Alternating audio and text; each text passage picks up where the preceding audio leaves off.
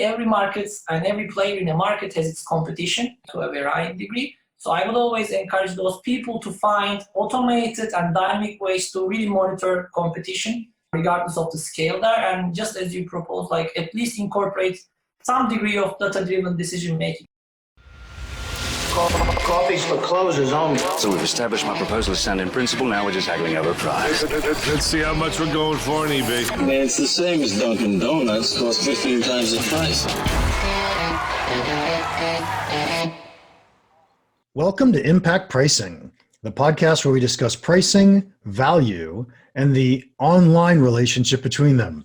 I'm Mark Stiving. Today our guest is Burc Tanir. Here are three things you want to know about Burch before we start. He is CEO and co-founder of Prisync. Ooh, I didn't ask him how to pronounce that. We'll find out later if I got it right. That's correct. Pricing. That's just like pricing itself, actually. Yeah. Excellent. And he's been CEO or started that company 7 years ago. It's been around for quite a while. Nice. Yeah. He's got a background in sales and marketing, and he is our very first guest from Turkey. Welcome, Burch. Thank you, Mark. First of all, for inviting me, and also I would like to thank basically Juliana Jackson from OmniConvert, who actually originally posted a comment with my name under your recent post about inviting people to this podcast. So it's a pleasure for me to be your guest. Thank you for inviting. Nice. Well, hopefully our listeners appreciate it too. So let's see what we can learn. Yeah, let's start with this question. How did you get into pricing? Basically, I kind of got into this land while I was kind of lost beforehand, to be frank. So I was actually recovering from a failed startup before this startup of ours, which is not a startup anymore, I can tell. But I was basically trying to figure out some problems in e-commerce space in a wider sense. So I had many friends who were actively working in e-commerce companies, or they were starting up their e-commerce businesses. So I was basically watching and trying to figure out their daily lives, their hustles, their problems and stuff. And one key element in their daily life really attracted my attention a lot, which was competitive pricing, basically. So their markets were already crowded with tons of competitors. And those people were, by the way, really smart people who were wasting tons of time on really benchmarking their exact product prices versus competition. They were spending a lot of manual time and stuff. And after noticing that this benchmarking in e-commerce is a terribly manual job, I decided to double down on that, and I really wanted to build something that can automate that. So that's how I really got into that. Well, from a problem, basically, observing a problem. Yeah, that's pretty interesting. So we're going to talk a little bit about an article that you wrote on essentially B2B moving more towards online pricing and needing this competitive information. It turns out, if we go back to the time where you started your company, 2013, maybe it was a couple years before that, I had been trying to do web scraping of my competitors' distribution channels so I could get their prices. And so this has been a problem that's been around for a long time. And I thought it was really, really hard. So when you do this today, let's do B2C first. Are you out web scraping Amazon and the retail stores? Yeah, basically that's it. But we are not obviously only focusing on Amazon and the major sites. So I think in the world, we have the most, let's say, widespread database of online retail spots being scraped. So in total, I can share some numbers. We currently monitor millions of product prices from more than 250,000 websites across the world, obviously containing multiple domains of Amazon across multiple countries. But yeah, referring to this B2B problem, I think the biggest problem that you faced back then was that the data was really not there yet. So it was really missing because, B2B websites were mostly not displaying their prices publicly. So they were always hiding that behind logins.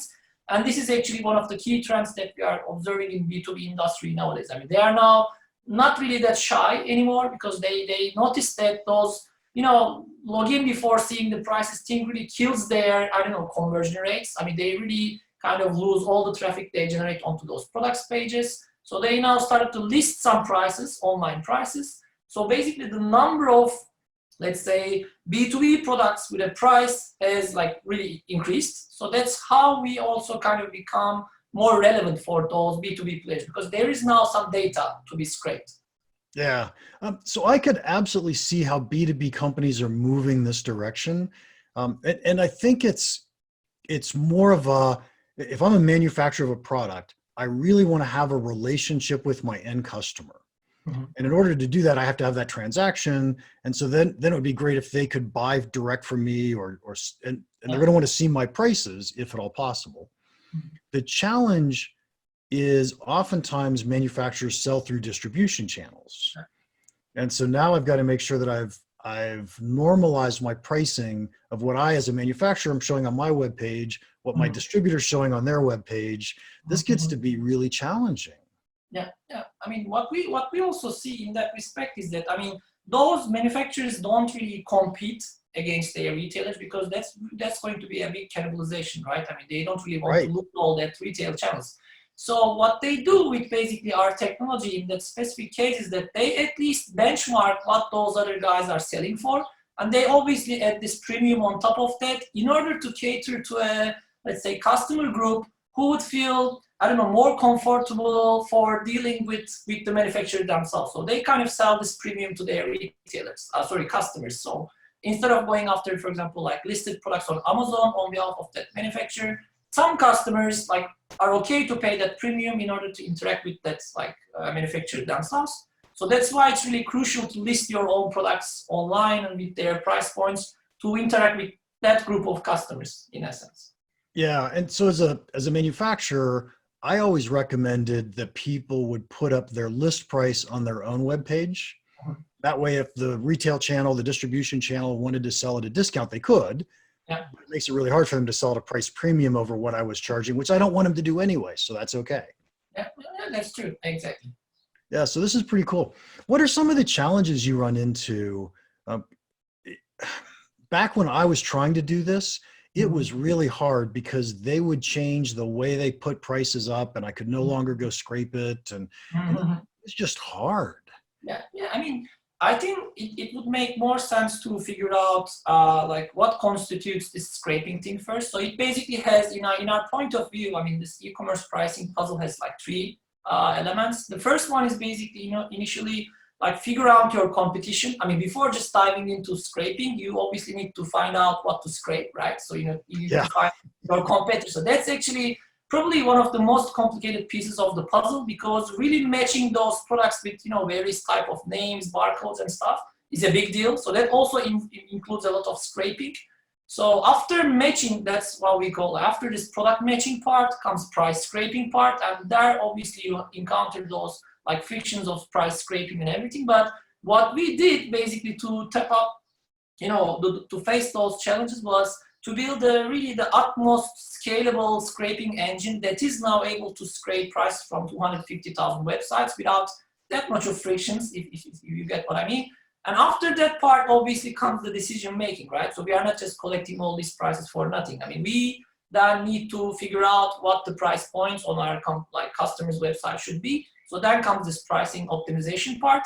So I believe like the last part might sound the most strategic, but it's the most simplistic one because, as long as you have the data, you can crunch that and you can generate value. But really, generating that data is a big problem. And obviously after you cross a certain threshold of like scale in terms of number of products, number of websites and stuff, things in a way start to become more easy because you kind of like get used to all different type of websites to be scraped and stuff. So it really requires a bit of experience, I would say. Yeah. And so by the way, I love the explanation you just gave. That was really nice where we have the three pieces. First, we had to do product matching. Yeah. And I think a lot of companies don't understand who their competitors really are, or they think of it from a generic point of view. And if you're going to go online and look it up, there's a specific part number or, and you've got to go find that. So that's awesome. And then the scraping part, which is the hard part, that's the magic, right? That's the technology that you guys have mastered now. Then the last part I find fascinating, and that's recommendations or reporting or monitoring or alerts or whatever we're going to do for our clients. What kind of recommendations? How do you use this to give recommendations to your customers? Yeah, I mean, our engine in that like the dynamic pricing engine was primarily designed for mostly like small and medium-sized businesses in general. I mean, our core business model relies on that segment of the market. So in line with that, we basically went after a strategy which includes a lot of like rules for these prices to be set. So we basically give our clients the flexibility of setting price rules such as I want to be 5% cheaper than cheapest of my competitors and still I want to be like 5% profitable. So it basically constitutes this number of rules and stuff. But also one of our like strategic decisions at that dynamic pricing end was to partner up with rather bigger pricing companies who have been in the business like longer than us. So they already cater to a lot of B2B companies. They already have this like sophisticated pricing engine, which incorporates like multiple data points, including competitive prices such as, I don't know, transactional data, location data and stuff. So we decided to partner up with those bigger companies in our environment who are already catering to big clients. So we kind of position ourselves as their data partners. So we come up with all this like competitive prices. We feed our data into their like engine, and then they also come up with more sophisticated results. So this is basically how we approach rather bigger B2B enterprise clients. But at the core of it, we have this rule-based dynamic pricing engine, as I mentioned. Nice. So I want to tell you a little story. What you just said reminded me of a quick little story, and I want to hear your opinion on what happened. So Sure. I published a book in 2011. Probably by 2015, it was no longer in print, and Amazon didn't have any stock, so it was only third-party resellers. And I went online one day and I saw the price of my book, which I normally sold for $20, was $250 or something like that. Okay. And well, trust me, I wasn't getting any of that. But what I thought was going on was it was these automatic decision engines that are saying, oh, I'm going to test this, oh, I'm going to test this. And people just started ratcheting up the price, watching the competitors ratchet up price. And so I had a few books here in my closet. So I ended up listing it at Amazon for $25 or $20 just so that I could watch those prices come back down. It was pretty fascinating.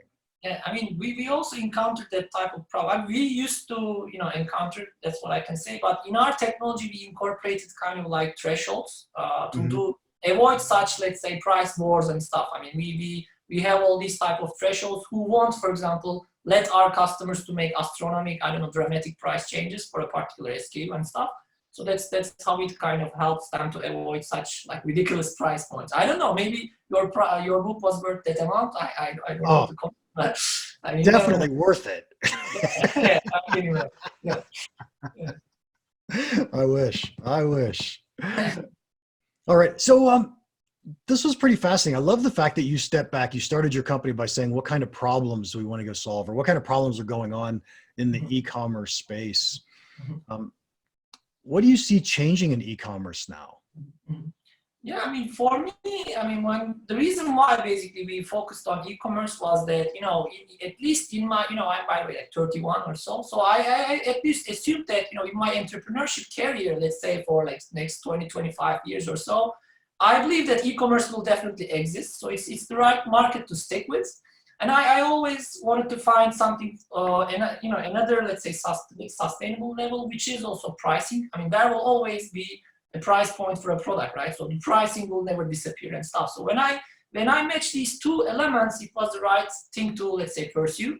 And also one of the key elements that we have actually seen was that like more and more companies, more and more different industries will also move into e-commerce, or in a better sense, online, like digital commerce. So they will publish more and more price points.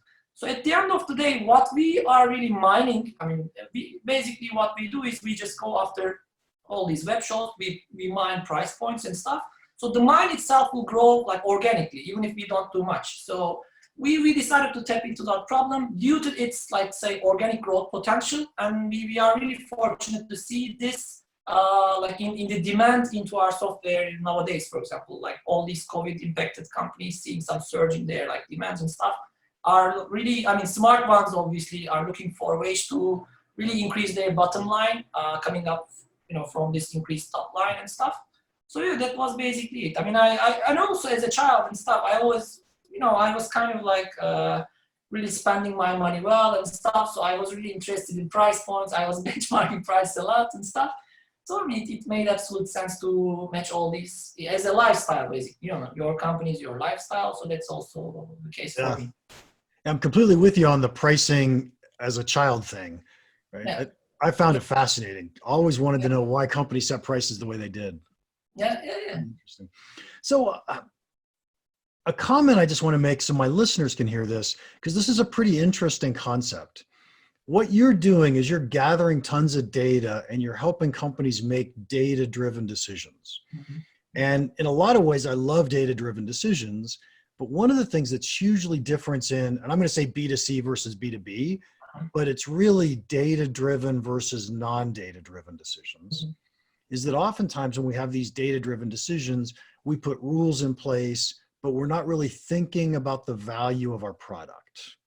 And so I'm always preaching to people, think about the value of your product, right? Your product's probably worth more than your competitors' products, at least to some market segment. Are we getting that? Are we not getting that? Are we communicating that? And so I take nothing away from what you guys are doing. I think it's awesome. It's very valuable. That's what we say, basically. Yeah, you're right. But I caution people to not just use the data like this, and instead truly understand value, because it'll make a huge difference in the marketplace and in your success. Yeah, I mean, the way we approach that is actually quite similar to that. I mean, we don't really claim to solve the biggest, the pricing puzzle end to end. So we just at least tell those companies that, I mean, please don't waste your manual time into analyzing these prices and stuff, because that's an absolutely robotic thing. But rather than that, please focus on your value, your market positioning and stuff, because these really require like your brain more than this price collection. So at least leave this robotic task to us and focus on more value adding stuff like your, as I said, value proposition, market positioning and stuff. Just leave this robotic task to us. So that's how we also approach. And also if you are actually a value driven, I don't know, brand or something, also from a different perspective, you would also still need some benchmarking, right? I mean, if you would position yourself at a more premium level, let's say versus your competition, at least you need some baseline to, add some premium on top of that. So what we mostly say with our clients when we do this like first sales pitch and stuff is that, we never claim that the optimum pricing is the minimum pricing. I mean, it's the minimum price might be in some cases the optimum price for, I don't know, increasing your top line and stuff. But in most cases, it's not really the case. So I absolutely agree with your like value-driven approach, and that's what we also encourage our customers to follow. Yeah, I think that was a great answer. And if you think about pricing and value, one of the things we have to know is how much is my competitor charging and how much more is my product worth. Yeah. But part of that is how much is my competitor charging. Yeah. And if we're not watching that number, if they change it, market dynamics can change without us even knowing why and what happened. Yeah. So I take nothing against watching competitors' prices. Absolutely. Yeah, just another quick note on that. I mean, in some cases, we also let our customers to see that they price their products too low, for example. I mean, they basically claim that they are the most valuable tool service in the market and stuff, but when they really incorporate this benchmarking, they suddenly notice that they are like terribly low in the market case. So we encourage them to increase their prices, to the contrary effect that people mostly think that we would always bring their prices down. But in the most profitable cases, we recommend them to increase their prices in a smart way. So that's also in line with that. Yeah, absolutely. Absolutely. Excellent. Burch, this has just been fascinating. I've really enjoyed this conversation. Can I ask the final question that I always ask? What's one piece of pricing advice that you would give our listeners that you think could have a big impact on their business? Yeah, sure. I mean, obviously it will be a biased answer, but I always believe that, every market and every player in a market has its competition to a varying degree. So I would always encourage those people to find automated and dynamic ways to really monitor competition, regardless of the scale there. And just as you propose, like at least incorporate some degree of data-driven decision making. And also the thing is that as technologies like ours are becoming more and more accessible to all levels of market, like such as SMEs, startups and stuff. I mean, I think it's now really not an excuse to invest into such technologies. They are no longer that expensive, like that can be only afforded by enterprise players. So, I mean, I think not using tools like ours is, not acceptable in today's market. I mean, as I said, it was going to be a biased answer, but I really believe in that. I mean, even objective sense, I would say that. Yeah. So I'm going to repeat it, but I'll say it in a less biased way, if that's okay. Yeah, do it so. Yeah. So what I heard you say was monitor your competitors' prices, and then do it intelligently without doing it manually. Yeah, correct. I would buy that completely. Very nice. Thank you so much for your time today, Burch. If anybody wants to contact you, how can they do that? Basically, they can find me on LinkedIn with my name. I mean, they will probably see this on the podcast name and stuff. And alternatively, I can also share my email being my name at the company domain, prisync.com. So they can simply shoot me an email for anything around pricing, or like even if they like so around life nowadays and stuff. But yeah, anyways, they can reach out via LinkedIn or email. Excellent. Thank you. Episode 70 is all done. Let's see. My favorite part of today's podcast, I really enjoyed when we were talking about the difference between B2B and B2C, data-driven, value-driven, because I think that's something that we overlook a lot. So what was your favorite part? Please let us know in the comments or wherever you downloaded and listened. While you're at it, would you please give us a 5-star review? These are very helpful to us. Don't forget, we have a free community where you can access all of the content that we put out. You'll find that at community.championsofvalue.com. If you have any questions or comments about the podcast or about pricing, feel free to email me, mark@impactpricing.com. Now, go make an impact.